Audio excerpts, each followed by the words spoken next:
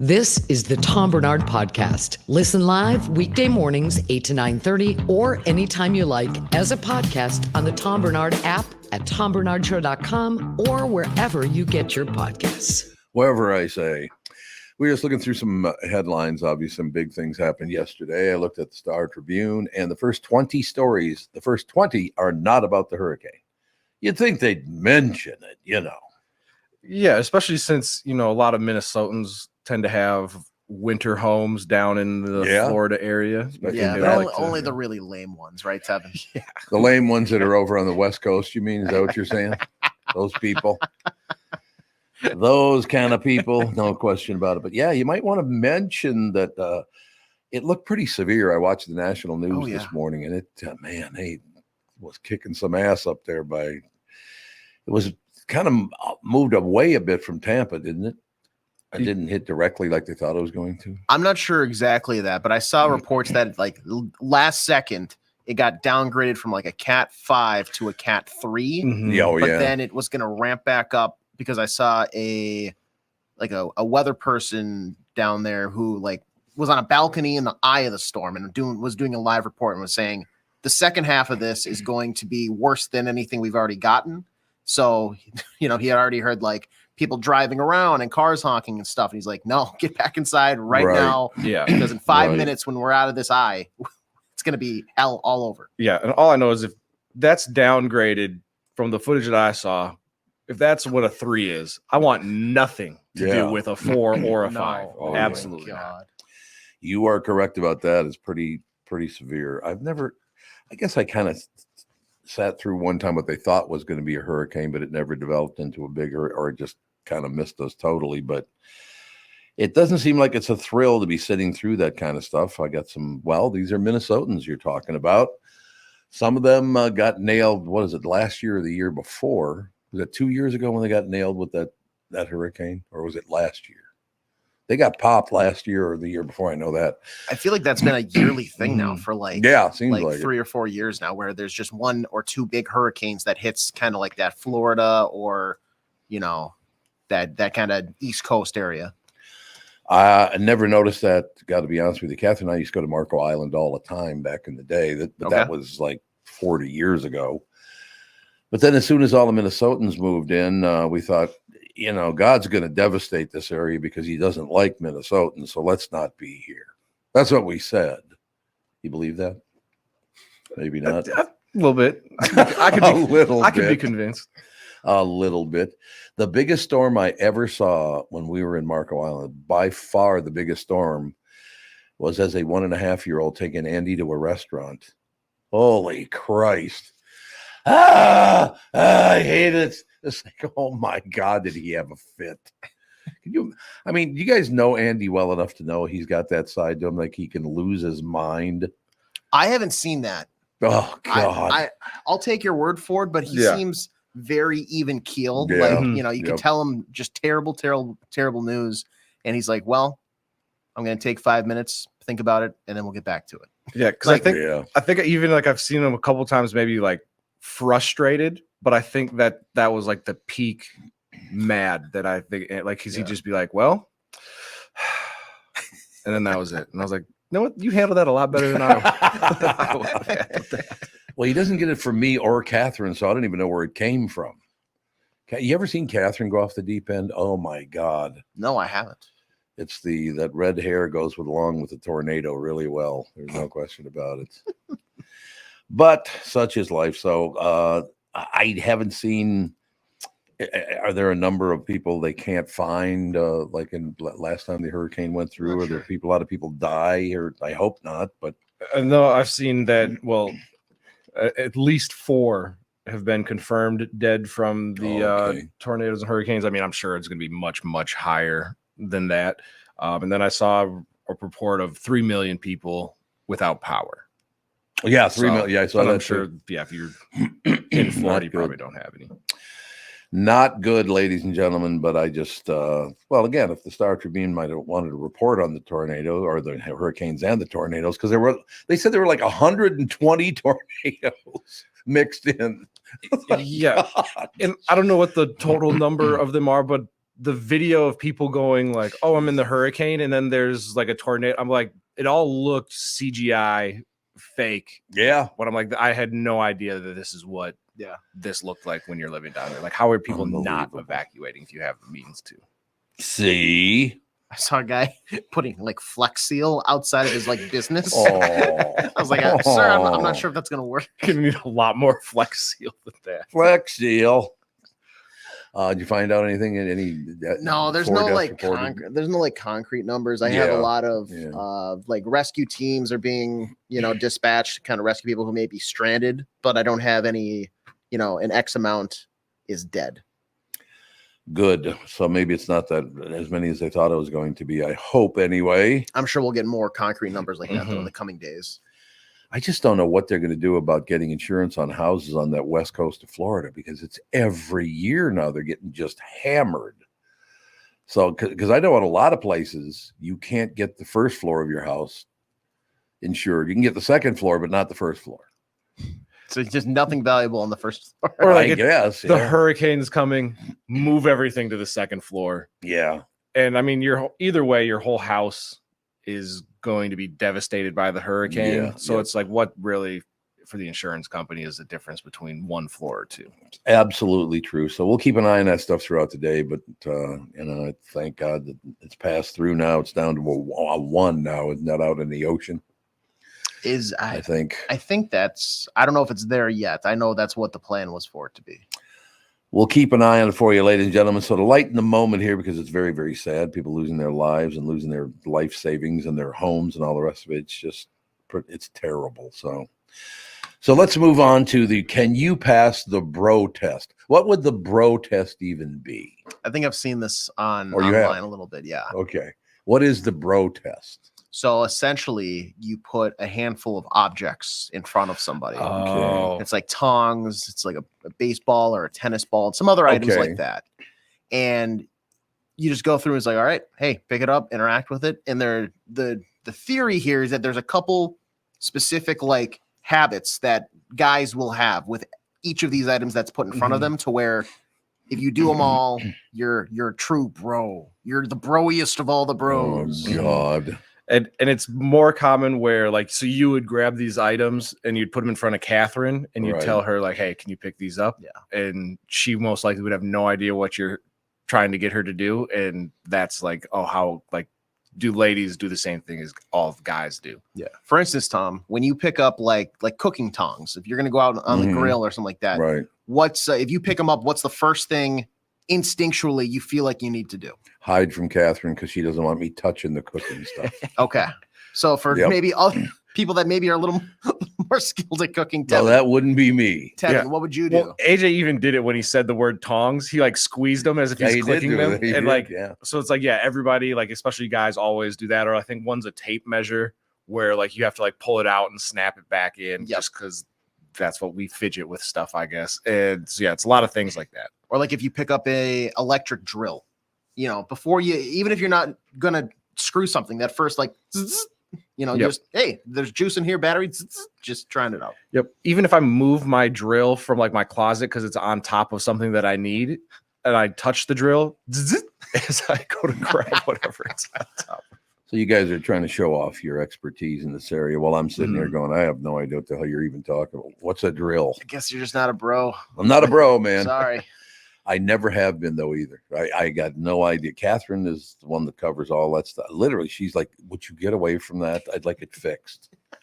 Like, thanks, Sonny. That's great.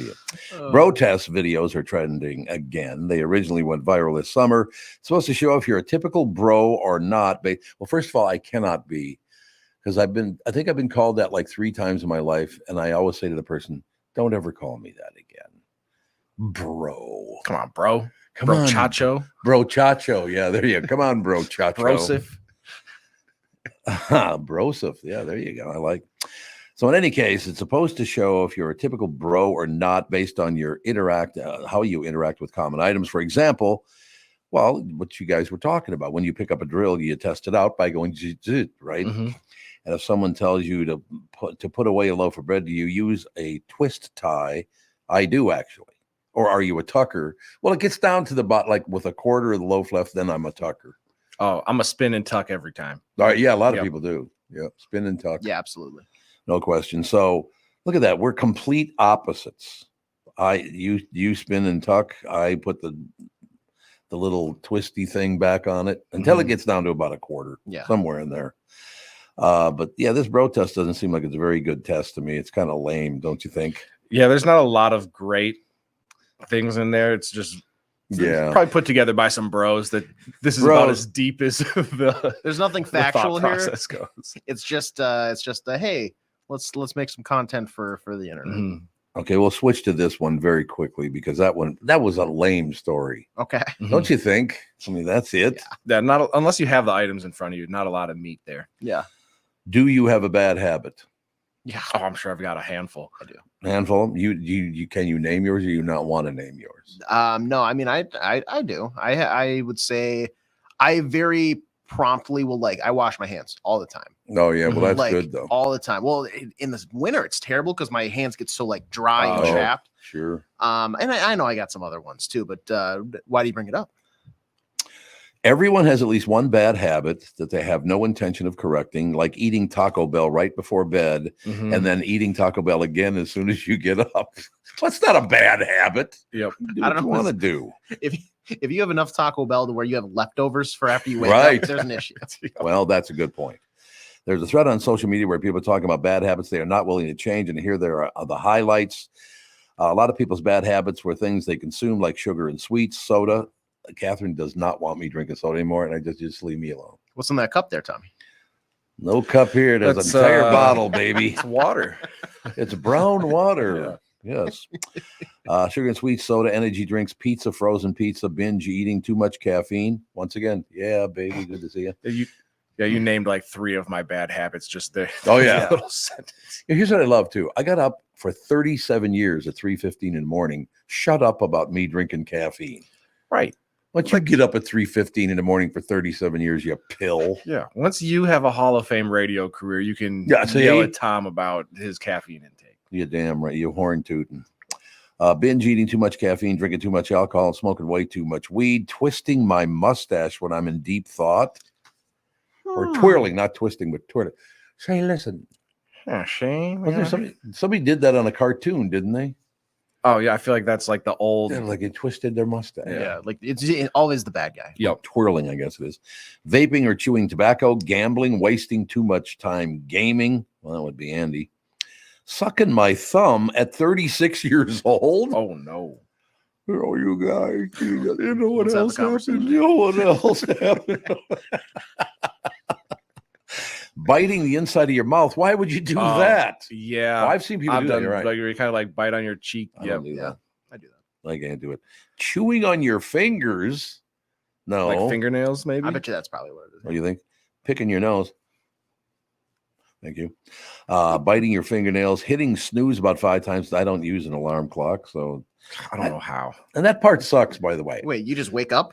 I literally wake up at 3:15 every morning because I did for 37 years, and then I go back to sleep, and then I wake up and go back to sleep. I wake up and go back to sleep. I would never. I would never fall asleep. I'd be so nervous about my God, I gotta get up at a certain time. Yep. Ignoring text messages, social media, staying up way too late, just scrolling through memes and cute kitties. Okay. Procrastinating. Go to bed, for Christ's sake. Fall asleep and shut up. And refusing to delete old emails. I delete every email I possibly can whenever I can. I hate having those old emails hanging around. Do you like that? Oh, no, it gives me anxiety. I agree. Stay the hell away from me. So far, Complete Sheet sucks this morning. That's unfortunate. We'll take a break. Be right back. Judd will join us. You know, what's so funny is that I just caught up yesterday on where the baseball teams are. I hadn't watched one single second of it so far. No, I saw a highlight of some team celebrating yesterday, and I was like, "Oh, is that the World Series?" And there's still 7 teams left. I know it's true. I know we're both lame. It's time for Wellshire Alzheimer's and Dementia Care Facilities. Wellshire Alzheimer's and Dementia Care Facilities are a place where your loved one will live with pride and dignity, which is always what you're looking for. If you care deeply about someone in your life, Wellshire is the place I highly recommend. Wellshire is a memory care focused facility that has a full nursing team, always staffed within the building 24 hours a day, of course, 7 days a week. They have never used or relied on any staffing agencies. Wellshire of Medina is now accepting elderly waivers after 12 months of private pay. I know them personally, have for 2 generations now, as a matter of fact, Corey and his dad. And they are a family-owned local company, conveniently located right in Minnesota, right there in Medina and Bloomington.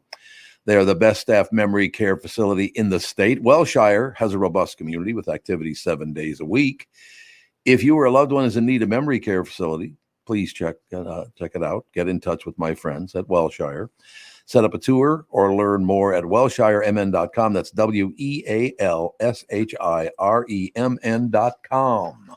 When you need someone to listen, a lawyer you know and trust. If you've never been in an auto accident, it's hard to know what to expect from the insurance adjuster. Here are some tips. 1, if they talk to you about whether or not you should hire a lawyer, it's a good sign that you probably should. 2, it's illegal for them to give you any legal advice. They aren't lawyers and they aren't licensed to practice law. 3, if they tell you that everyone involved in the accident is at fault, they're wrong. This comes from the belief that you're at fault for just being on the road. That's nonsense and not supported by any law. Finally, remember that friendly adjusters are often just gaining information. They want you to do most of the talking so they can file their report. I'm Mike Bryant from Bradshaw & Bryant. I hope you're never injured in a collision. But if you are, don't sign anything until you've talked to us. Find Bradshaw & Bryant, personal injury attorneys at minnesotapersonalinjury.com. Seeking justice for the injured. Bradshaw and Bryant. Mike Lindell, MyPillow employees, want to thank my listeners for all your continued support. When Mike started MyPillow, it was just a problem solution, one product company. Well, since then, they now have hundreds of products, some you may not even know about. For example, the brand new 4-pack dish towels, just $25. 6-pack towel sets, just $25. Bed sheets for as low as $25. Check out their overstock and closeout sale and save up to 80% on select items. Looking for a good night's sleep? We all are. Take advantage of the classic collection on a variety of MyPillows for as low as $9.88. These amazing offers will not last long, so order now. Just go to mypillow.com or call 800-516-5146. And please do use promo code TOM. This is the Tom Barnard Podcast. SKOR North, Judd, Zulgad is brought to you by North American Banking Company. Go to nabanco.com to learn more. Member FDIC, equal housing lender. Judd, we were just talking about this, the fact that I didn't, I guess I'm so distanced from it already that I checked out some of the baseball scores, and actually Tevin and I thought the World Series was already over. Wow. That is really checked out. Let's just in get a different through way. That is really checked out. We're not even to the league championship series yet, gentlemen. This is the best 3 of 5 division series, and quite frankly, it's been spectacular. It's been great stories. I mean, the Tigers are now up 2-1 on Cleveland. The Mets ousted the Phillies. Again, a lot of the best teams that got byes are getting bounced. I heard there was a little violence in Philadelphia after they got bumped. No, whoever heard of that? Really? What a shocking revelation. Never. I mean, from my experiences covering Vikings-Eagles games in Philadelphia, I would have never expected things to turn violent in the city of brotherly love. What was it again? They threw balls at Santa? Snowballs? Snowballs at Santa. They cheered when Michael Irvin was like motionless on the field. Oh God! I mean, my God, I was when I was there for the Vikings Eagles NFC Championship game in 2000. It was January 2018. They're throwing full beer cans at Vikings fans. Like they have specifically said, and they're right. If you're a visiting fan and you go to Lincoln Financial Field to watch a Eagles game against your team, do not wear the jersey. Oh God, no. And fans did. Fans do. Yep. They're crazy. Yep. There have been people beat to a pulp. I mean, they're nuts in Philadelphia. It's an interesting time. I love Philadelphia, but Great you got to city. know how to behave when you're in Philadelphia, or you aren't going to be treated very well. Yeah, no doubt about that. What's the old term? Tread lightly. Tread lightly. It's a good way. Tread lightly. Yeah, no, it's a great. I mean, I love the East Coast. I think the East Coast is great because there's so much history there, and but yeah, you got to be smart there. You ain't in Toto when you're in Philadelphia. No, it's very, very true. You know, Smoking Joe Hager, my good buddy, used to work with him. Matter of fact, at Hubbard back at 1500 KSTP back in the day. He actually was born in Camden, New Jersey, but spent most of his time in Philadelphia. Oh, yeah. Yeah. One thing about when you get a call from somebody from Philadelphia, you know it's somebody from Philadelphia. Phone rings, you pick it up and go, hello. Hey, how you doing? How's everything going? Hey, everything okay? It's like, where does that even come from is what I want to. I love it, but it's just what an accent that is. Yeah, it's close. It's basically close to the Jersey accent, right? That you can possibly get. Absolutely. And yeah, it's but yeah, you don't want to. I would not be surprised. I mean, they can turn violent pretty quickly about their sports teams. There's no question about it. Do you think maybe that's a little Italian mixed in there? That's why they go, hey, how you doing? That whole they're right. Yeah. Probably. It's got to be part of that. Because that's the mob thing too, right? One of my favorites of all time. Hey, what are you doing? Just, waiting here. Right? You know what? While you were waiting here, Stu called you. I said, who? Stu who? Hey, Stu Gotts. You know what Stu Gotts means? Yeah. Look it up if you would. Look at what the word Stu Gotts means. Isn't that the name of the ESPN guy? That's what I thought. Stu Gotts? I hope not. Yeah, there's the guy that's with like Dan Lebitard all the time. Yeah, his sidekick, whose name I think is John Wiener or Weiner, goes by Stu Gotts. Does he really? Yeah, he really does. It's not the cleanest term to be going by. I'll tell you. When your name is John Wiener, might not be a bad idea. Because let me just show you the hand deal when you're saying Stu Gotts. You go like this. Really? Stu Gotts. You point to your crotch. Stu Gotts is an Italian-American slang term, and its pronunciation can vary. The term itself is derived from the Italian phrase staccato, which can be translated to this or my dick. My dick, this dick. Yep. That's how I just learned something new. Thank you. You didn't know what Stu Gotts meant? Stu I had no idea. I thought he just adopted like a. Yeah. I mean, I thought his name was Stu Gotts. I thought it was I thought that was his last name. Yeah. Yeah, they would always do that. Hey, Stu Gotts, huh? And they point at their crotch. All right. Okay. So look at all you've learned today. I know. That's right. Thank you. Nice Catholic boy like me growing up with a bunch of Italians happen to know what that means. That's good because I'm a Catholic boy who didn't grow up with a bunch of Italians. So now I learned something. I am not, given the nature of the guy that we're talking about, I am not surprised that he. Oh, really? Yeah, he is. He's a little bit. How can I put this? Old school radio guy type of guy. Mm-hmm. Yeah, there's probably some similarities between that John and a guy like Lastman was. Johnny Lastman. Yeah. What are you doing with all that Ryman Simon stuff? Chuck Knobloch. Who are you again? Chuck Knobloch. I miss Johnny Lastman. He was something to work with. I'll tell you that. Oh, great bits. No question. Oh yeah. Well, the Chucker, all of it, phenomenal. No question about it. So we got a football team that's still undefeated, but they have the week off this weekend, right? Correct. So we just kind of hang out, nothing to do. The Lynx start the WNBA Finals tonight against the New York Liberty in Brooklyn. So, and that's a best 3 of 5. That's not a best 4 of 7. So, okay, now is that so? This is for the championship, but it's only a 3 of 5. Yes. And what are the odds? Our women can bring it home. I think they're pretty decent. Yeah, seems like it. Now, they don't have home court, and I think that they're probably not favored. But I mean, they weren't expected to be that good at all. Like they were expected to be like middle of the pack. I think maybe a fringe playoff team at best. But they are a really cohesive team and well built. So yeah, I think they got a chance. Yeah, I think they're 6.5 point underdogs for at least for tonight, but they were 3-1 against the New York Liberty throughout the regular season. So I think we've got a good shot. They've always been a pretty damn good team, haven't they? They have their ups and downs like anybody else, but that team's been pretty good over the years. They're a Yeah, they- well-run organization. It Yeah. feels like. Yep.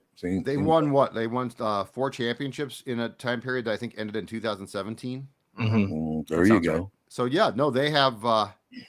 Let's just say in a state where our men's teams cannot seem to bring home the championships. Well, only for 35 years. But, Yeah, the Lynx are well run, and as Age said on the show yesterday, the new women's hockey team won the championship in the first season of the league last year. And how many teams in that league? 6. Well, They started with still 6. Let's start somewhere. got to start. But hey, you know what? We would take if the Wild, if they shrunk the National Hockey League down to 6 teams tomorrow, and the Wild won the championship, we'd celebrate like crazy. I would get a whole full-size back tattoo commemorating the win. It finally came true. It finally came true. Exactly. Well, why can't they win it? I mean, they're owned by billionaires. Yeah, Right. Craig Leopold. Yeah, he. I know Judd. Judd and I were texting a little bit last night with NHL.com's Jesse Pierce about the new 5-year plan that has kind of been unveiled for the Wild, and it's very, very confusing. What do you mean 5-year plan? How about winning? So, There's a 5-year Sounds plan good to for me. you. so it sounds like they quietly decided a couple of years ago that they want to win a Stanley Cup in basically within or in 5 years, but it's confusing as hell. And I don't know the answer to your question. I don't think necessarily across the board. It does with some teams, but it doesn't necessarily across the board have to do with like how much is spent. Sometimes it has to do with how well your organization is run too. Yeah. Yep. Yeah, You no know? question about that. Like, why couldn't the Twins last year? So they beat Toronto. They finally end that horrid playoff losing streak. Mhm. You know, you see these underdogs now winning right and left in the baseball playoffs. Why couldn't you beat Houston? I know. You know, and they had the team to do it. Like, that team could have done it. That had nothing to do. They had 30 million more on their payroll at the time. So that wasn't a financial thing. But it's not like no one does it. Oh, no, the favorites never lose. The favorites are dropping like flies and have been. And you can't win. You can't get to the LCS. The Wild can't get past the first round of the playoffs. They've made it enough. Mm-hmm. You know, Yeah. that's why I'm excited about the Lynx potential championship. And the Wolves went to the Western Conference Finals. Like, at least they advanced, you know? They did, yeah. You know? Now the owner of the St. Paul Hockey Club. I like it when the older people, and they're pissed off the team, they don't call it their name, they call it the St. Paul Hockey Club. He'd be a big fan of Utah. Yeah. Yeah. Yeah, there you go. St. Paul HC. But you know what I've noticed in the past like few years? Every time you're talking about this, that, or the other thing, like the Wild. Yeah. God, why can't they do any better? You know, the guy that owns the team is worth like what, $3-4 billion? Is that correct? Something like that. He's rich, but I think a lot of the income comes from, or the money comes from his wife, who is from the Johnson & Johnson wax family. So That's not correct. Johnson & Johnson that we think of. But yes, he's worth. Yeah, they are worth a billion. Yeah. Based on just a quick Google coming from superyachtfan.com. Well, there you go. Nothing more reliable. Nothing more reliable. $3.6 billion, excuse me. And his wife is worth like $6 billion. I would have to see what his wife is. And she might be even worth more than that, actually. Okay. But and I don't want to say it is who it is, because I don't know the guy's all that wild there. But there's a business that's based right here in the, let's say, 5-state area. And the guy who owns the business, because he was brought up to, but somebody mentioned, hey, if this guy bought a bunch of radio stations, would you work for him? I said, I don't know. I don't know him. I'd have to meet him. Right. Yeah. I'm thinking, God, because I know his business. I was thinking, really? I wonder why he'd be interested. The guy's worth $22 billion. $22 billion. Jesus. I think I could work for that guy. You think it might be okay? I have just one question. Yeah. And he's considering investing in radio? They talked about it. I don't know. There's all this stuff going on in the back now about what I should do and where I should go. Blah, blah, blah, blah. Here's what you should do, Tom. Ask for $1 billion, become a consultant, and tell him I wouldn't invest in radio right now. There you go. That's what I'll tell them. Tell them podcasts, new media. Well, the thing about that is that the bump in the road that's being caused in my generation, not yours, is podcasting is very, very big for people 40 and under. Correct. And once you get to 50 and over, it's radio. They're completely separate audiences. It feels like FM now, right? Mm-hmm. Like it feels like we're really swayed towards FM. But the thing about it is, in my opinion, and this is, I'm 55 almost. What I think is, in watching guys like Tevin and AJ and Phil and Declan, though, like to your point, you want to go to where the income is going to be eventually, right? And that's where the kids are. So, like, no offense to me or you, yeah. But are we really interested? Like, if you're a billionaire right now, are you really interested in appealing to people our age, or do you want to set up something that's going to be the next wave? You know, that's where I struggle. Because hell, Tom, I get the paper still. I love getting the paper. No, I understand that. I do understand. But I'm a damn fossil. No one gets the paper for the most part. I'm a fossil. I'm a fossil. But like, I love radio. I love it. I think it's great. Yep. I love newspapers. But that's not where things, It's not where it's going. We ain't never going back there. So no, we're not. There's no question. Well, it's like people. When's the last time you tuned into the channel? What? Nobody tunes into anything. Yeah, we just go click. And like you don't. I think that you've talked about this before. You don't watch the local news now, right? I do watch the local news, but I watch it on. I think it's on Hulu. Okay. Yeah, all the local news channels are available on Hulu, so you can watch them there. But I don't tune in a television to watch them. No, right. I do not. So that's just where things have gone. It's not, it's not worth fighting it because it's not coming back. No, and by the way, the upside of that is when I'm out of town, I can watch Channel 5, of course. Nice. Over there, and then my buddies over at Channel 4. The people at Channel 9, 11 always hated me, so F them. So, we'll just move forward with that. Judd, I just want to make sure that you're aware that we have Chris Egert in the waiting room. So you might want to keep your head on a swivel over there at the old Hubbard offices, because he says, slow your roll, Zulgad, when you say that nobody watches the local news. Well, no, hold on. The morning show with him and Newquist is fantastic. Oh, look at that back. I'm saying you don't have to wait for the late local news now to find out what happened in your country or your state today. All right, we better get to him though. Now that he's pissed off at you anyway.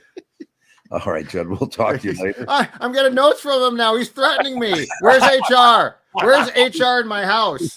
I need the Hubbard HR department to move in with me. I need security from Egert. God, I wish we could bring him up on screen to yell at you while we're all watching. He's got to just tell him to accept what's going on. All right, we'll do it. We'll talk to you on Tuesday. Say hi for me too. Thanks, Pally. SKOR North Judd Zulgad, brought to you by North American Banking Company. Go to anybanco.com to learn more. Member FDIC, equal housing lender. We'll take a break. Be right back with a very crabby, apparently, Chris Egert. Our guests are in the lobby. When you bringing them in? We'll get through Egert. They're making themselves comfortable. Perfect. And then we'll get them in after Egert. So. I like it. South Dakota, one of the most business-friendly states in the country, and there's no better place to settle down and take advantage of those incentives than in Sioux Falls, South Dakota. As the state's largest city with a metro population over 290,000 people, Sioux Falls has low business costs with a high quality of life. There's no state, corporate, or personal income tax. There's no inheritance tax and no limits to what your business can achieve. Sioux Falls, South Dakota was recently ranked the #1 best small city for business, I should say, and careers by Forbes, the #2 best state business tax climate by the Tax Foundation, and the #5 top state for e-commerce by Nexus. As one of the Midwest's fastest growing cities, Sioux Falls has a robust growing job market. No matter where you're at in your career, we have an opportunity waiting for you. Our city's tax-friendly climate, strong workforce don't go unrecognized. Forbes named Sioux Falls one of the top small cities for business and careers each of the past 15 years. In 2020, Sioux Falls also ranked as the #4 best city for young professionals. So how does South Dakota stack up against other states? We rank second in the nation for the lowest cost of doing business. the most friendly business state, business friendly business. It's all the same thing. And the best business tax climate. And as South Dakota's biggest city, Sioux Falls is at the center of these benefits. Now is the perfect time to make your move to Sioux Falls. Visit SiouxFallsDevelopment.com.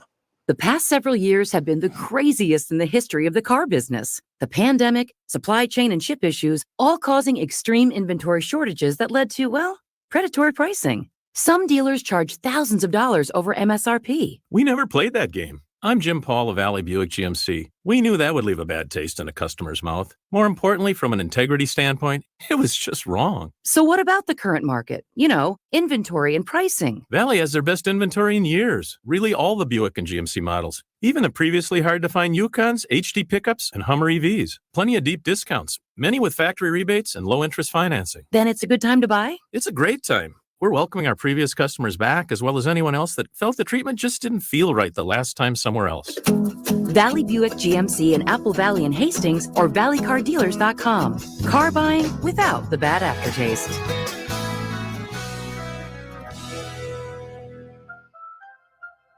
Why should your business bank with North American Banking Company? Here's Austin Bartz of Bartz Lawn and Landscape and Bartz Snow Sculptures. I started banking with North American, I think, 3.5 years ago.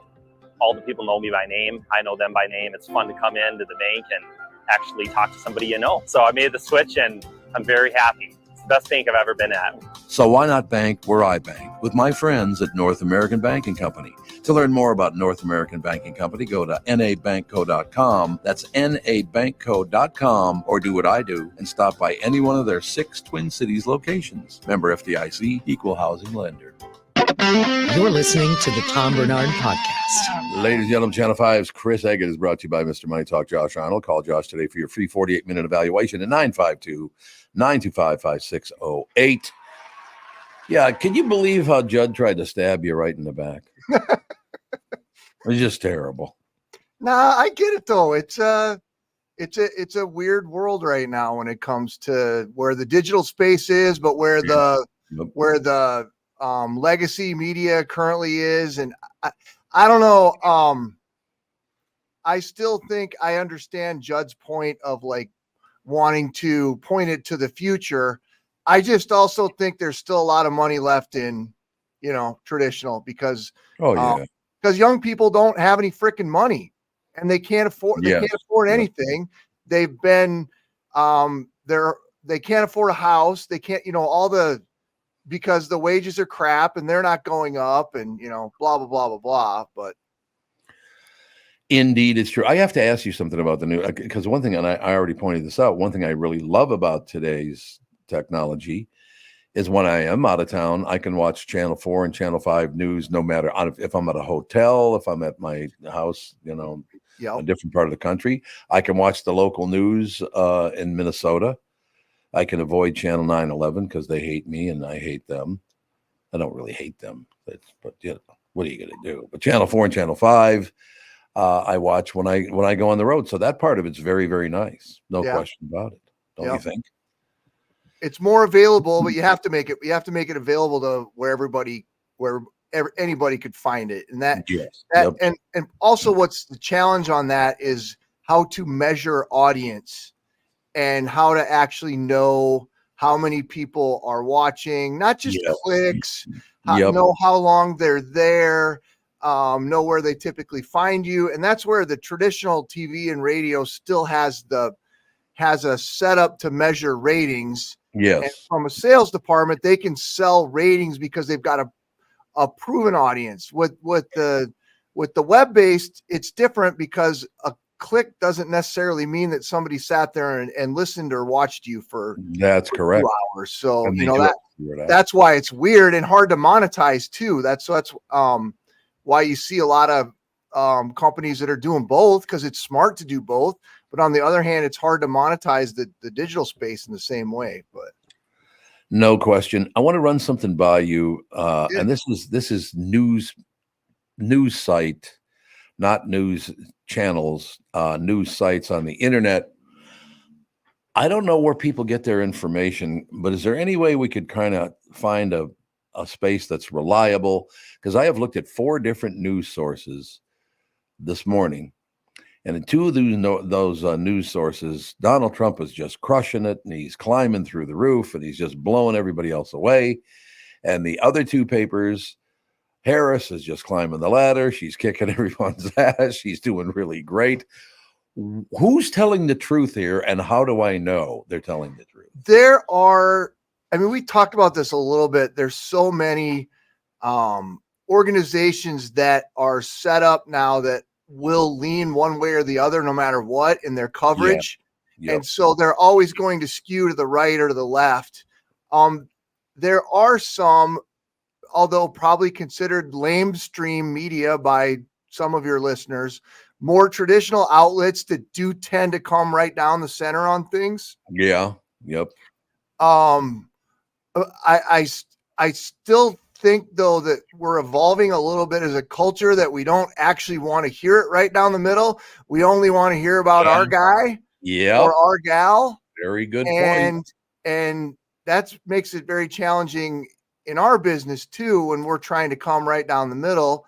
I found that from just the facts, the Associated Press seems to have the least amount of, it's about as straightforward as it can be. Now, I'm sure there's some of your listeners who will say that's BS and no, but they don't have columnists. They don't have, they're just telling the facts. And, in an incident like this with the hurricane, obviously, and Milton and recovery, and the Associated Press is one of the best places to go, because they're just giving you, the latest information without any bias. At least that's the way I see it. Really, they don't. But maybe he's smoking. He just starts laughing. Well, here, Democrats hope this is from the AP. Okay. Democrats hope the latest court rulings restricting abortion energize voters as election nears. Then on the other side of the same page, still on the Associated Press, House Democrats in close races try to show they hear voter concerns about immigration. They don't have a whole lot on here about the others. Trump will hold a rally at Madison Square Garden in race's final stretch. Yeah, they're not really showing any bias in any of those stories. Doesn't look like they took the first two stories you brought up were specifically about the Democrats. So, yeah, right. Again, I know there's people who will argue that that's not the case, and there are some. I think it's the Pew Research Institute, which is a journalism think tank.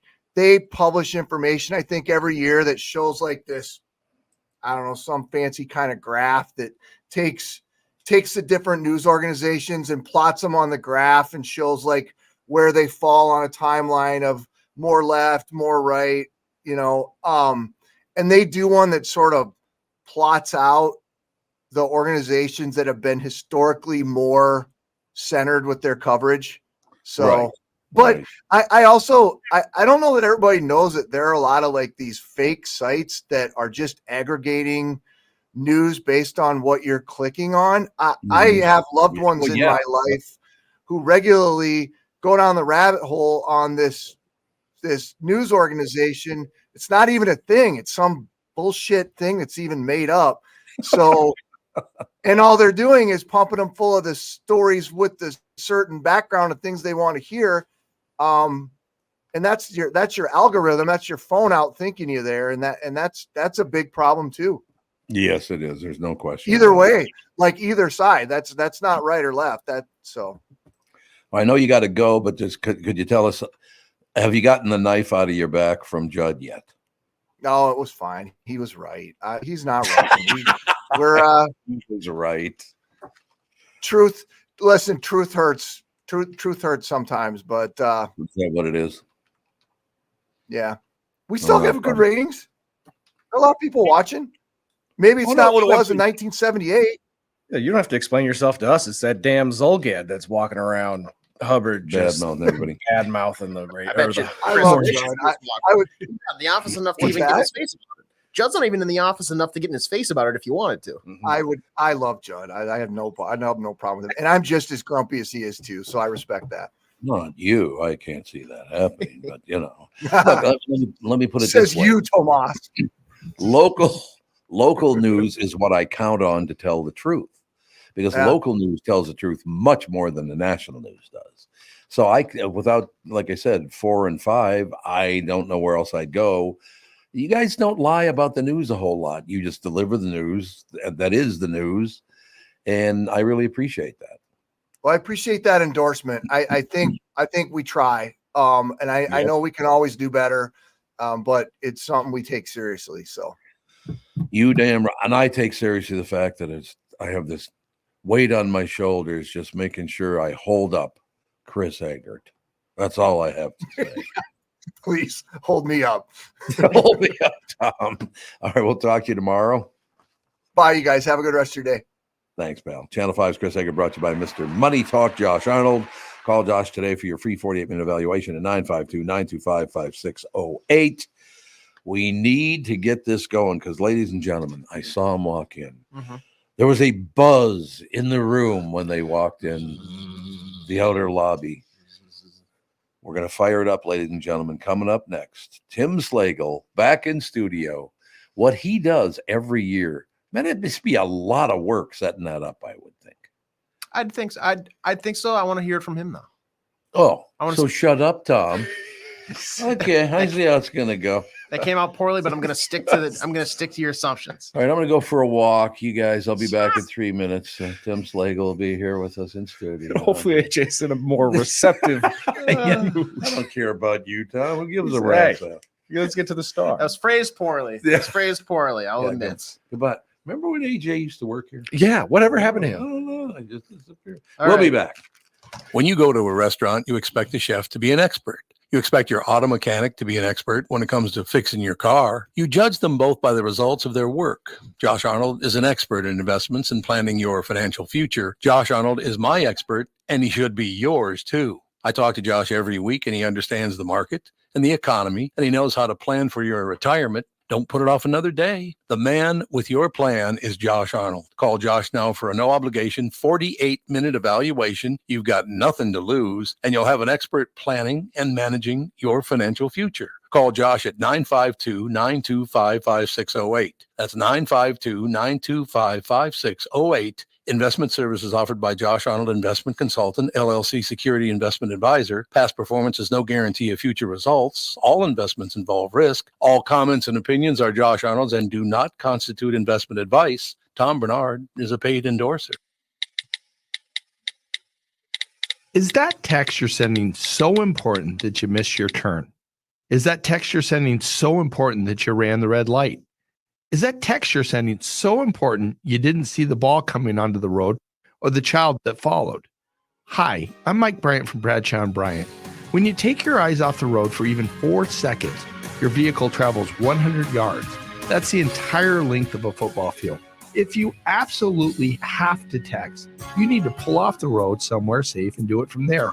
Texting and driving is against the law and can cause serious injury or even death to you and others. Now that is important. We hope you're never injured in a collision, but if you are, please contact us. Find Bradshaw & Bryant, personal injury attorneys at minnesotapersonalinjury.com. Going farther with Mike Bryant on your side, seeking justice for the injured. Bradshaw & Bryant. Mike Lindell of MyPillow employees want to thank all our listeners for all your continued support. When Mike started MyPillow, it was just a problem solution, one product company. Well, since then, they now have hundreds of products, some of you may not even know about. For example, the brand new 4-pack dish towel sets, just $25. 6-pack towel sets, just $25. Bed sheets for as low as $25. Check out their overstock and closeout sale and save up to 80% off select items. You're looking for a good night's sleep? Take advantage of the classic collection on a variety of MyPillows for as low as $9.88. These amazing offers won't last long, so order now. Just go to MyPillow.com or call 800-516-5146 and use promo code TOM. You're listening to the Tom Barnard Podcast. All right, ladies and gentlemen, we are back. We've got the stars. Is stars too strong of a term to refer to Tim and Tony, who you guys are with? The Crash and Burn series has been at Acme since Tuesday. So you're not getting any volume? We're all stars. Yeah. I'm the producer. It's my show. I've been putting it together for the past 13 years now. This is Crash and Burn the 13th. Yeah, and for people that are unfamiliar, we're kind of talking about it off air, but essentially it's you and 3 other comedians that are developing jokes from scratch on Tuesday to see what they turn out to be on. Yeah, Saturday. I invite 3 other comedians to join me, and we each start reading stuff straight out of our notebook on Tuesday night, and hopefully it'll be funny. Yeah, and then we work on it every night and every day. We collaborate, and then hopefully there is funny by Saturday. Yeah. So. Do you get anybody that comes to the table and just the first premise that they say, and you're like, okay, we're definitely not going down that road, or that it either is or is not going to work? I hope so. I hope we go down those roads. Those roads are what makes comedy interesting. It does to me. Well, I did notice walking back, by the way, that I kind of got that Roman Catholic mood going today, and these guys fulfill the whole deal because we're sitting here with Timmy, Tony, and Tommy. There you go. Timmy, Tony, and Tommy talking a little comedy. I love when you come in every year. How many years you been doing this now? This is the 13th year. 13 years, my God. Yeah, I know. I think I've had comics that haven't been in the business 13 years. Well, and Crash and Burn. So yeah, probably so. And how did it start? It started when Robin Williams came to Acme. Ooh. And he was working on his HBO show. And he bought some jokes from you for $10. He took some jokes and gave me $10 after I called him out on it. Yeah, there you go. He could steal a joke. Yeah, that's what I've heard. No, Louis Lee, the owner, just he told me how fascinated he was to come in every night. Robin was working on his HBO set. And he goes, just to see someone, of that caliber develop a joke over a few days. Right. And I said, well, I might be able to do something similar. Maybe. I don't know that I can get you Robin. Yeah, I suppose that's true. Honest to God. One of my favorite lines. Tony, how many times you worked over there with Louis Lee and all those guys? This is my 3rd time I've been to Acme. 3rd time I've been in Acme. The greatest quote of all time from Louis Lee over at Acme. Chad Daniels tells the story. And Louis is just being a pain. But Louis, we were in the same building. Our studio used to be in that same building over there, which we loved and all the rest of it. And then the landlord. Yeah, exactly. And then basically but I will never forget Chad Daniels came into the studio. And I've always liked Chad. Chad's got an edge to him. There's no question, but I've always liked the guy. And he goes, God, Louis is just really weird to me. And I said, why? What happened? He goes, well, I'll say it like he said it, okay? I said, yeah, there's nothing wrong with that. And he goes, Chad Daniels, headliner. But he was just kidding, apparently, just trying to piss somebody off. Louis has got a great sense. I mean, he's a perfect guy to own a comedy club because he has got a phenomenal sense of humor. Yeah. I think, anyway. Yeah, very much so. So 13 years. How long does it take to set up just to get it going every year? Well, I usually start inviting comics around August the year before. The year before. Yeah. Yeah. So it's to make sure that, to see who's interested. And then usually there's a few changes since then. It's this year, Emma Willman was, I think, the 3rd person for that slot. There was 2 others that had dropped out. And then she emailed. She was supposed to be on like 4 years ago, I believe. And she got a TV or a movie deal. Oh, okay. And so she could not make it. And I thought that after the TV thing, she got too big for Crash and Burn. That was it. So I never contacted her again. She emailed me and said, can I still get on? It's like, and it was right after the 2nd person dropped out on me. So it was like, yeah. What are you doing next week? Person was Nicole Kidman. I don't know. He doesn't mention that. Honest to God. That's got to be kind of tough wrangling comics. That can't be easy.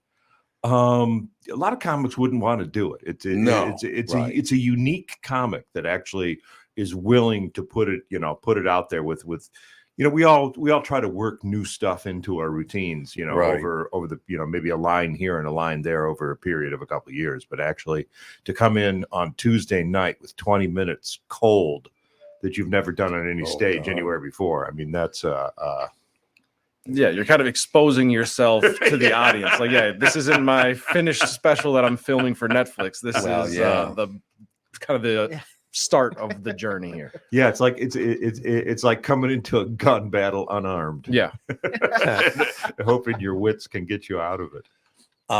As we go along, and Tony, I want you to comment on this as well.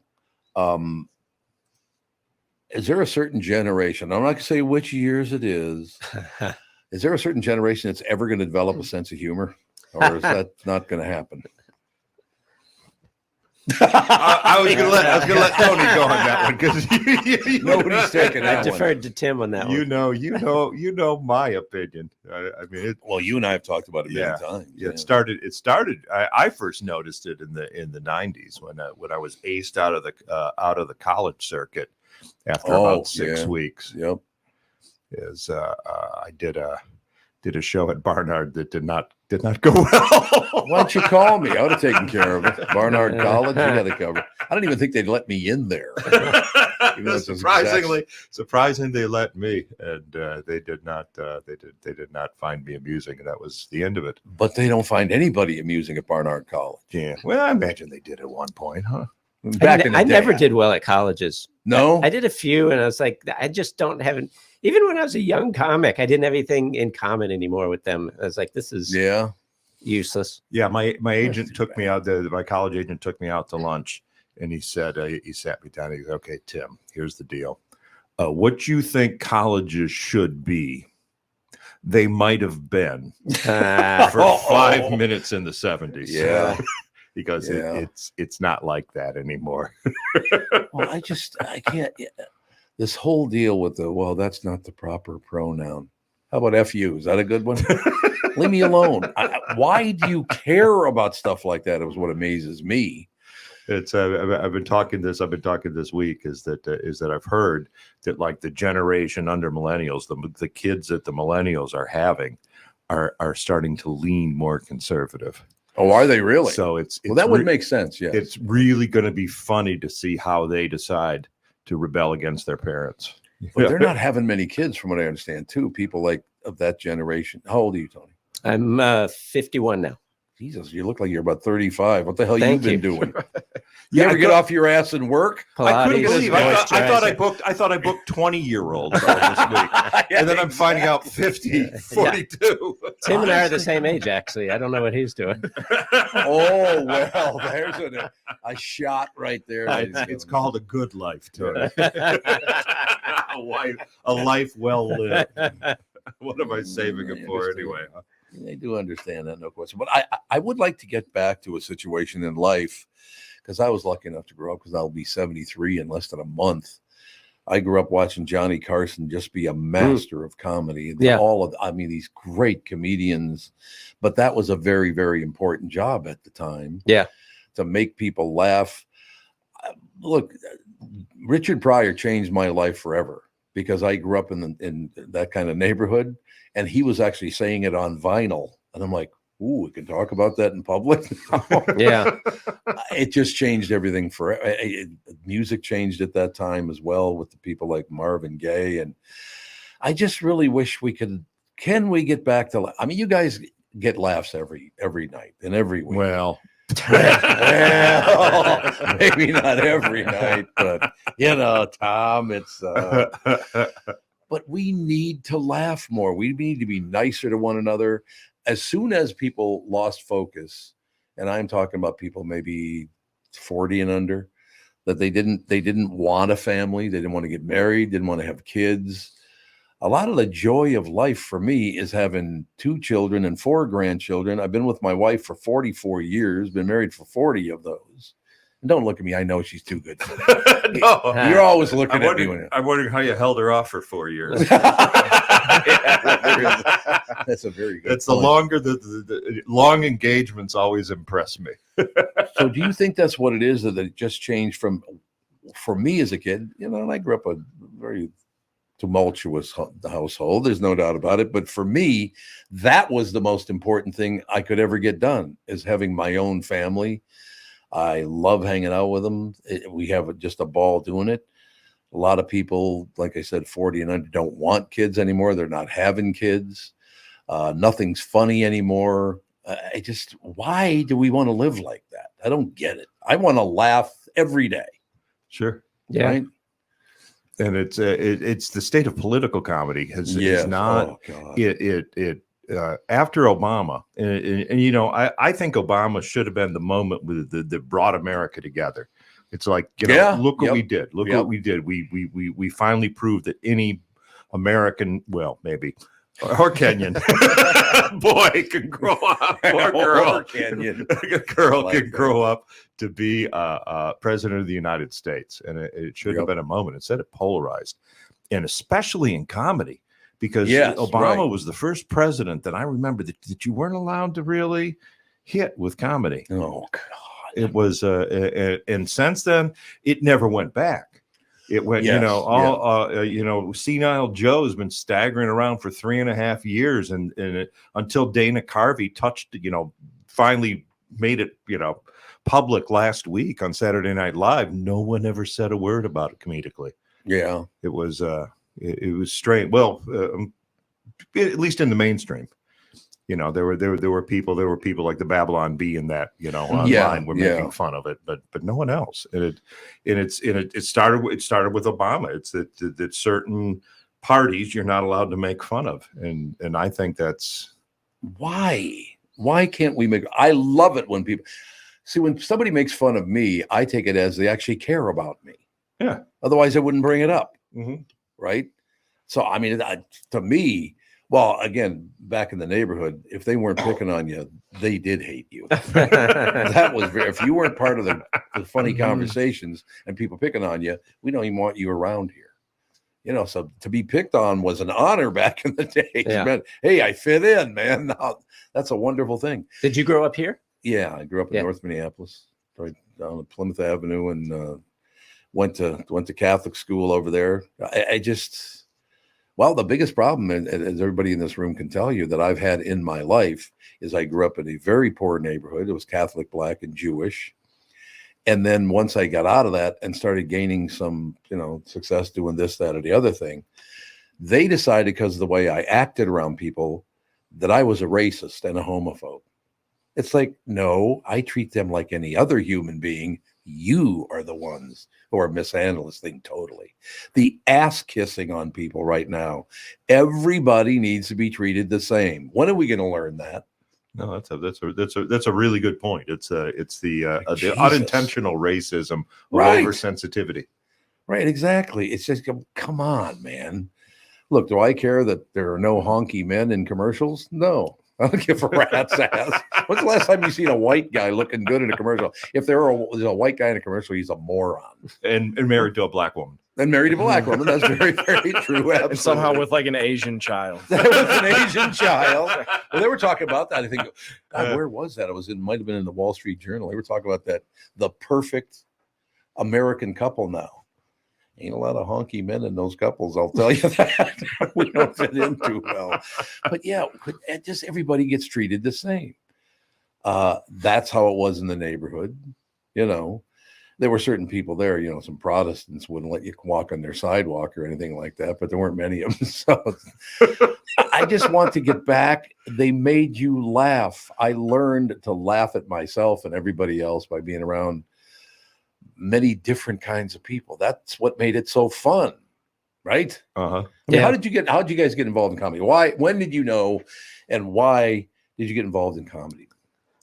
I started, I used to watch Johnny Carson when I was in high school. Yep. Had a little black and white TV at the end of my bed, and I saw Seinfeld on there, and I fell in love with stand-up then. But I grew up in a very small town where you didn't become an artist. No, you know, where did you grow up? In kind of rural Virginia, Southwest Virginia. Okay.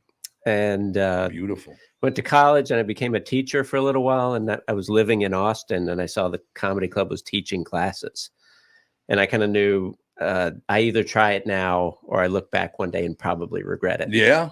So I took the class, and I sort of firmly believe a class can't teach you to be a comic. But what it did was it forced me to get on stage at the end of the class. Right.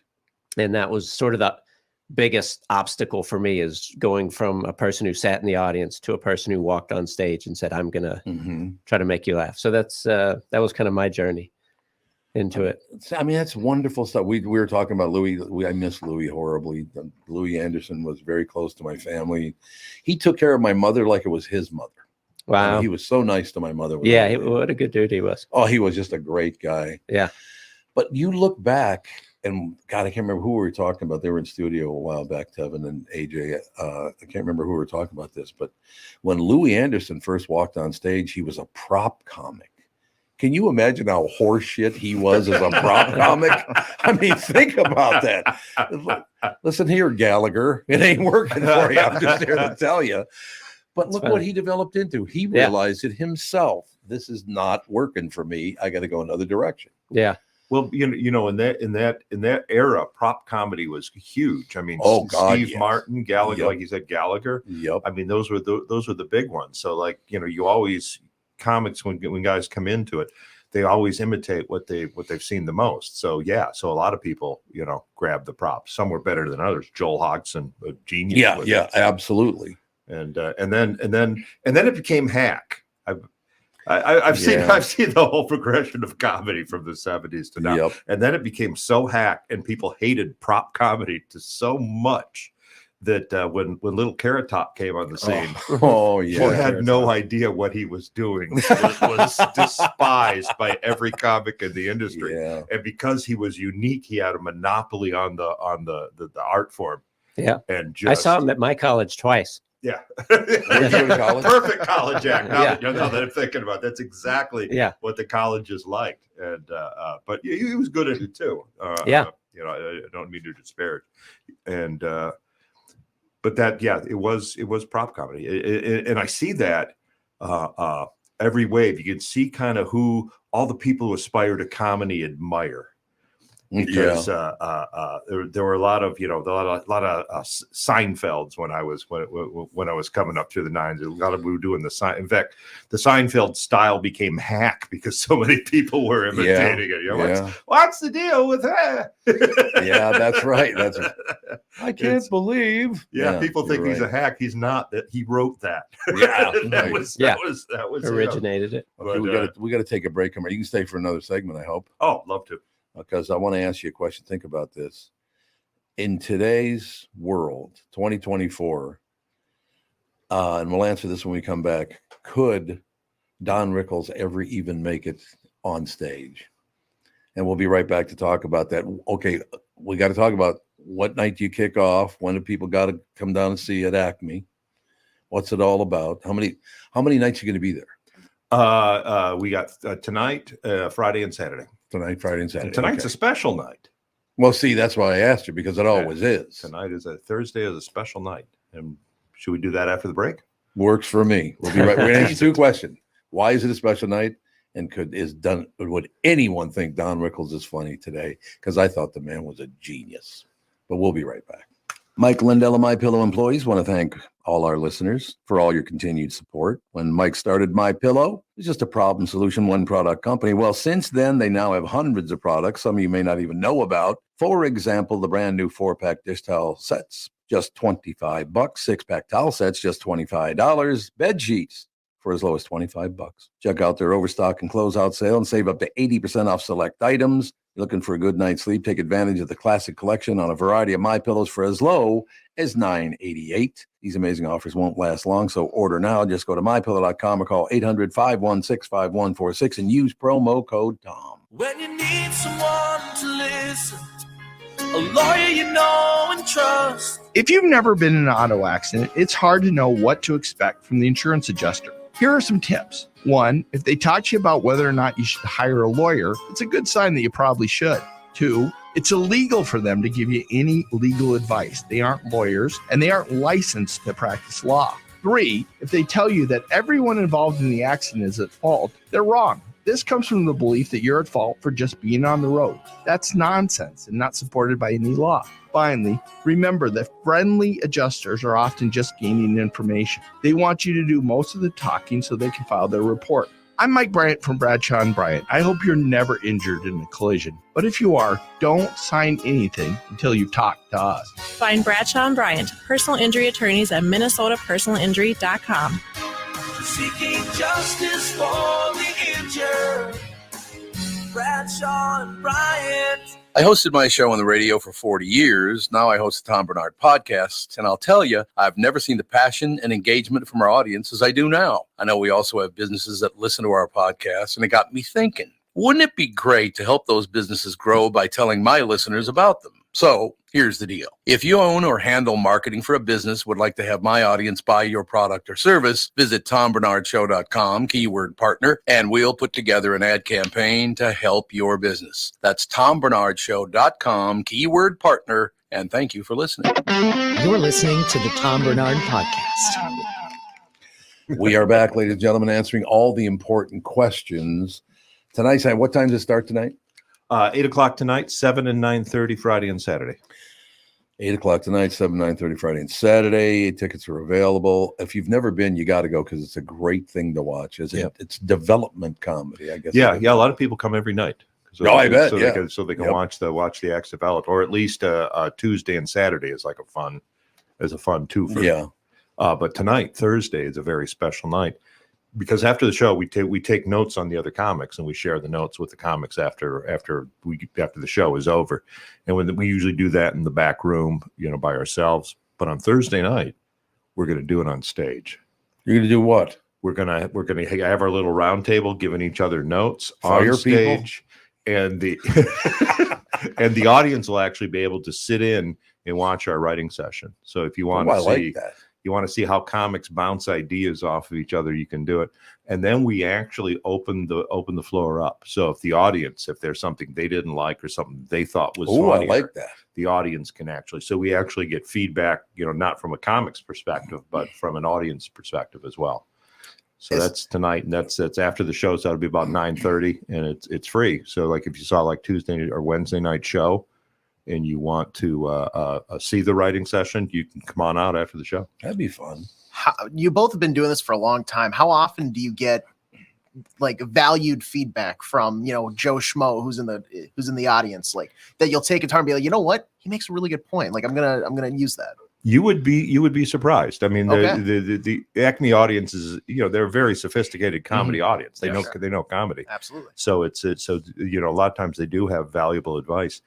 I was doing one bit that was so hack, and it was. I had no idea it was hack. I just thought it was funny, and I was doing it for 3 nights, and none of the comics would tell me. So I didn't know if they were getting like a little Schadenfreude watching me embarrass myself. Or they just didn't want to insult me by telling me that I'm doing it. But someone in the audience said, "Yeah, I've heard that a lot before." It's like, thank you. You will never hear it again from me, I guarantee. Not coming out. That's funny. So we had talked about how comedy's advancing and all the rest of it. And one of the reasons I even bring up, and I didn't even think about this till after I brought it up and we were in commercial. There are 2 reasons. Don Rickles was an insult comic, and people don't like insult comics anymore. Are there any right now that are hot? I never watched a lot of the roasts, but isn't that what did a lot of comedy? Yeah, like Nikki Glaser is kind of like the queen of the roasts now, and she's good at popular, it. Jeselnik is good at it. Yeah, Jeselnik's good at it too. That's true. Yeah. But I mean, think about it now. You're Don Rickles, and you piss some people off. There's no question about it. I've seen it. Don was one of the sweet. Let me open with this because it's a good way to start the argument.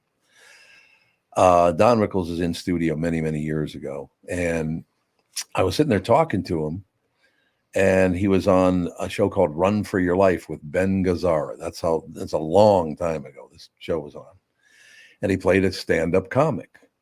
And the name of the episode was Down with Willie Hatch. And I remembered all this stuff long before I ever met Don Rickles, because I thought he did such a brilliant job of being this comic that's getting kicked in the nuts about every joke he tells because they don't like him. Therefore, we're not going to laugh at you. We're not going to support you.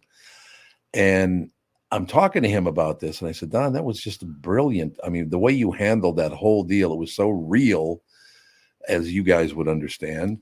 It was so real what your character went through. Willie Hatch went through this horrible agony. He wants people to laugh at him. They don't want to laugh at him, not because he's not funny. They say he's not funny because they don't like him as a person, all the rest of it. And, I'm kind of looking down at some stuff, and I look back up, and he was crying. Don Rickles was tearing up, and I said, Don, what's going on? He goes, man, it's so nice of you. Wow. He was deeply touched that someone said he was a good actor. Wow. Because I don't think he heard it much, probably. Yeah. He was, though. When he locked in that role, man, it was unbelievable. And, of course, there's a violent scene at the end of the Run for Your Life where old Willie Hatch doesn't make out too well. But I was thinking about that. There's a guy, one of the greatest comics ever born, and somebody gave him a compliment, and it's so rare that he teared up over it. I just thought, my God, you guys must have seen things like that in the past. People just, realize, man, people like me. It's nice to hear that, right? Yeah.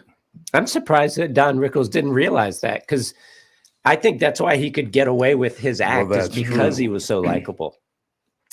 Yeah, there was a vulnerability. The character you're talking about, there was a vulnerability with the Don Rickles. Is that when he was there, he looked like a beaten man. Yes. When he would start railing into someone else, so you had empathy with him. It's like, well, yeah, he's just lashing out because the world is crapped on him his whole life. Yeah, that's why he could get away with what a lot of comics couldn't. One last Don Rickles thing, and we'll move on to how the things are working. I will never forget this. I was watching a video of him. He's in Las Vegas doing a show, and he starts doing crowd work. And I've always loved crowd work. I don't know why, but I just love it. Well, that's the thing today, isn't it? Yeah, thanks to you TikTok. would love TikTok and Instagram now. Well, I suppose that's probably true. I don't go on TikTok and Instagram. Oh, you should. It'll be your favorite place if you like crowd work. If you like crowd work. Nobody posts their actual joke there. It's only just the fresh stuff. Just the fresh stuff. Yeah. Because Don Rickles is going through the crowd. He's walking around. He's talking to this guy. What's your name, buddy? Jacob. Oh, Jacob. That's really nice. Your name is Jake? He goes, yeah, my name is Jake. He goes, so you're a Jew? The guy goes, why, yes, I am. And he started talking to him, and his wife is, so Tony's sitting where his wife is sitting, and Don Rickles is talking about, so you're a Jew, la, la, la, la. He glances over at his wife, looks back at the guy and goes, what's your wife, an eagle? Because she had this huge nose. Oh my God. So this is what you went with, is how big a Jewish woman's nose is. Okay, Don, I think you got it covered, Pally. Is she an eagle? No, she's an elk. Yeah, she's an elk. Exactly. I just love the fact that, the misery you go through in life. If you can't laugh at a comedian, man, what is this? We just talked about this generation coming up. They don't like humor as much. You guys do. The two of you are younger, and you both like comedy. Oh, yeah. I love stand-up comedy. And especially being in Minneapolis, like, people don't realize how good the scene is here. Right. I think they just go like, if Kevin Hart is in town at, Target Center, oh, yeah, let's go see a comedy show. But going to your, local open mic night, you're going to see people that are just as funny as, the national people that are coming through. Yeah, it's and it's a credit. It's a credit to Lewis Lee with Acme Comedy. No doubt. Minneapolis. That was his dream when he brought Acme into town. Is that he didn't want any restrictions. He didn't want to tell a comic, you work over there, you can't work for me. Mm-hmm. Right. Is that he believed that the more you worked at House of Comedy. He said you work at House of Comedy, you can come here, because the more venues that the locals have to practice their craft in, the better they're going to get. Then I won't have to brook out of town acts. I won't have to pay them as much. We used to tell the comedians, like, if you come up on stage here on Tuesday, if you have the opportunity to go get 4 more sets in before you're back on Thursday, like, go do that. Like, want, because you want those reps, because it makes the whole scene strong. That's the towns that did that, the towns that adopted that philosophy became huge comedy meccas. Is that Boston, I think, was one of the first ones that did it, and that brought, that's like where the Jay Leno and a lot of comics came out of that. Then San Francisco did it for a while. San Francisco became a comedy mecca. Minneapolis did it. Austin did it. And all these towns became great places for comedy development, which I never thought was going to happen in Houston, but it did. Houston became a big comedy town. Then they all, of course, moved to LA, so there weren't any people left. And then came back to Austin. That's where and then came back to Austin. Well, that's very, very true. I mean, it's just the way it was. Is comedy going to make a great resurgence? Because I got to be honest with you, a lot of stuff on a national basis, whether they be movies or television, there's some funny stuff, but there's still, it still seems to me it's not quite as funny as it could be. Do you think they'll ever let people just be funny anymore? People say stuff about me. I work with these two idiots, so I get blasted all the time. Do I care? Do I take it personally? No. Why would you take that? If somebody picks on me, it means they like me. Yeah, that's how it always was in my neighborhood. I ain't gonna pick on you and laugh with you unless I like you. So, are other people just not that way? I don't get it. I think the pendulum always swings back and forth. And, comedy is always going to be something that people love, I think. Well, it comes and go. It comes and go in waves. And I think what Lewis told me is that he said that Dane Cook saved created a whole generation of comedy fans. Before Dane Cook came on the scene, people were kind of like, "Oh, comedy, right." And then Dane Cook came on and appealed to 16-year-old girls, and he wasn't funny, but he did stand up, and it got people accustomed to stand up. So as they matured and started looking, they would look for stand up that was funny as they moved into adulthood. But when you're 16 to 16, he was funny. And Lewis has been saying for years, we need another Dane Cook, because there's going to be a generation that's not going to come in to see comedy without Dane Cook. And then Matt Rife comes on the scene. Right. And now he does fall under that famous but not funny. Lewis is really looking forward to that. Cute and famous. Yes, there you go. Oh, it's so cute. I wonder why that is, that young people can't really laugh at stuff that's actually funny. I mean, I think it's when you're younger, you don't have the overall view of the world where you can relate to different things and ideas. You're, the Dane Cook, my dick feels like corn type humor resonates with a lot more younger people. I can't believe that's the word you use after that line. I gotta think about this. Let me get back to you. Resonates. Resonates. When did and again, that's one thing I'm pissed off at Richard Pryor about. I will be for the rest of my life. I cannot say the name of not one of his albums. That pisses me off. Like, That Big N Is Crazy. I can't say the real name of the album. We could Live on the Sunset Strip. There you go. Thank you, Tony. Thank you very much. You saved me on that one. But when did That Big N Is Crazy get released? Was that early 70s? Feels like it. It feels like it. I know. Early 70s, mid 70s, maybe mid 70s. Maybe mid 70s. Yeah. So basically, we're about 50 years into it. That was a golden time when the only place you could hear comedy like that was in the club or on records. Yes, because there was no cable. There was no. That's right. Movies were very restricted to the content they could have. So there was no outlet besides the club or albums, and it was kind of cool, really. No question about it. So I got to ask you, what time do you guys have to hit the road here? You have to be anywhere at a specific time. We got nothing until 4, I think. Well, if you guys could hang out for the second show as well, because Gelfan's going to be on. It's like, oh my God. A nice Jewish boy listening to comedy. But yeah, I think Andy would. Oh, he's staring at me already. There he is. So, and I know we got to get going here quickly, but for you as producing the show, are there any like pie in the sky, big like household name comedians that like your dream lineup, if you could just pick up the phone and call anybody that you would have on Crash and Burn? Well, at the last Acme anniversary, I hit up Jake Johansson, and I said, I would really love to work with you. And he never got back to me. I'm going to talk to him. So anything Jake Johansson and above, I know there's no sense going after. Wasn't he hanging out with Bruce Willis a lot toward the end of Bruce? Really? I think Jake Johansson would go up to, what's the name of that place? The Yellowstone, I guess. Yellowstone Development.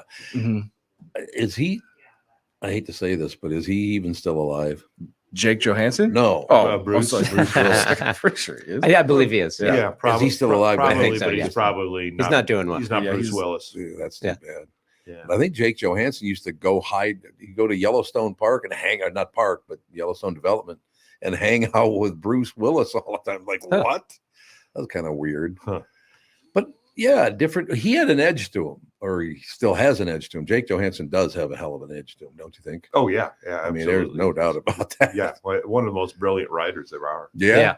It's just, and every time I've seen him, I've never seen him do the same joke twice. It just, he's just constantly Isn't that churning it amazing? out. Yeah.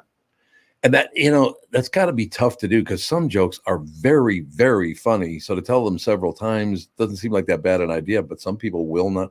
I don't care how funny it is, they won't do it again. Right. Which is unfortunate because that was really funny. I was pestering Maria Bamford for a while. Oh, sure. She'd be good too. Yeah, I thought she would be real. I really want to see how that brain works. It is interesting. The stuff she has is such it reminds me also of Fire Sign Theater, the way she'll flow from one bit into the other with no interruptions, and just but I would love to see how she develops a bit, but no, she wouldn't do it. No, she wouldn't do it. I have to ask you a question. How many years have I known you now? I've been coming to Minneapolis at Acme for 33 years now. So it's probably 33 years. Yeah. Because the KQ show started 40 years ago. Yeah. Oh my gosh. You were only 7 years in. Yeah. Think about that. 7 years in. That's usually an entire radio career right there. 7 years. Oh, 7 years. Absolutely. That's not 55. That is very, very true. But, and that, of course, has something to do with management and all the rest of it. It's like, oh, God. Yeah. Well, that's one thing. Unless you have a manager, you guys don't have to put up with management very much, do you? I mean, as far as like the clubs are concerned, you don't really have to deal with that. You kind of just go and do your deal. Yeah, as long as you show up and do your job. Right. Right. Management is a real thrill. It's great. That's the Jay Leno formula for success. Is tell jokes, pick up jokes, go pick up check, go home. Yeah. Yes. What an era we've been through. I mean, there's no question about that. The whole situation. But I suppose we could just take our break here. If you guys can stay for another segment, that would be wonderful. Yeah, I'm good. Yeah. Because like I said, Gelfan's here. Andy's going to be here. These two hunyucks have to go to some fake job they have. They make it up. So they just get out. Nap. Yeah. Nap time. I'm just going to go sleep in my car. You're going to go sleep in your car for a while. Yeah. Well, I'm glad to hear that. All right. We got the second show coming up. That's going to do it for this show. Second show coming up in about, I'd say about 10, 13 minutes.